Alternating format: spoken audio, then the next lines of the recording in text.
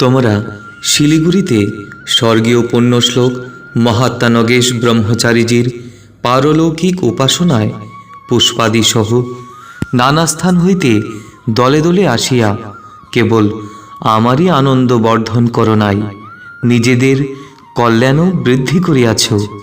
এই মহাত্মা গার্হস্থ জীবনে সুদীর্ঘকাল কঠোর ব্রহ্মচর্য পালন করিবার পরে তাহার সাংসারিক প্রথম ফলটুকু বিশ্বের কল্যাণের জন্য দান করিয়াছিলেন। তোমাদের সকলের পূজনীয়া দিদিমণি ব্রহ্মচারিণী সাধনা সেই ফল। নিজ কন্যাকে প্রতিপালন করিতে বা সৎপাত্রে সম্প্রদান করিতে অক্ষম বলিয়া তিনি এই কার্যটি করেন নাই।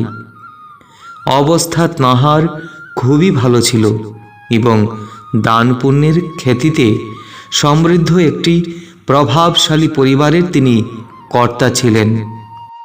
তিনি একদা প্রত্যাদেশ পান যে প্রাচীন যুগের কোনো প্রখ্যাতা ব্রহ্মবাদিনী কন্যা হইয়া তাঁহার ঘরে আসিবেন। তাহাকে এমন গুরুর গৃহে পাঠাইতে হইবে যেখানে কলির প্রপঞ্চ নাই।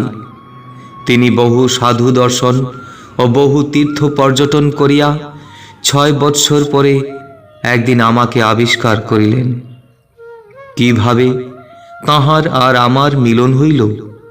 12 বর্ষ ব্যাপিয়া যেই ব্যক্তি নারী মুখ দর্শন করেন না, তোমাদের সেই গুরুদেব কি করিয়া নগেশ ব্রহ্মচারীজির কন্যাটিকে জগতের কল্যাণের জন্য গড়িয়া দিবার প্রস্তাবে সম্মতি দিলেন?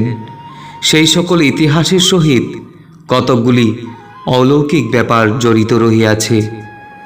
আমি নিজের সম্পর্কে কোনো অলৌকিক কথার প্রচার পছন্দ করি না বলিয়াই সেই সকল বিষয়ে প্রকাশ সম্ভব নহে। নগেশ ব্রহ্মচারীজি জগতের কল্যাণের জন্য কানা, খোঁড়া, অন্ধ, আতুর, হাবা, স্বাস্থ্যহীন, বুদ্ধিবর্জিত ও শক্তিরহিত একটি জড়পিণ্ড দান করেন নাই।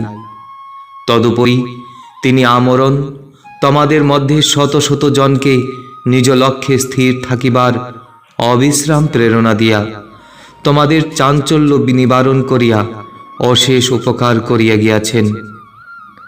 অখণ্ডমণ্ডলেশ্বর শ্রী শ্রী স্বামী স্বরূপানন্দ পরমহংসদেব ধৃতং প্রেমনা 11 খণ্ড। হরি ওম।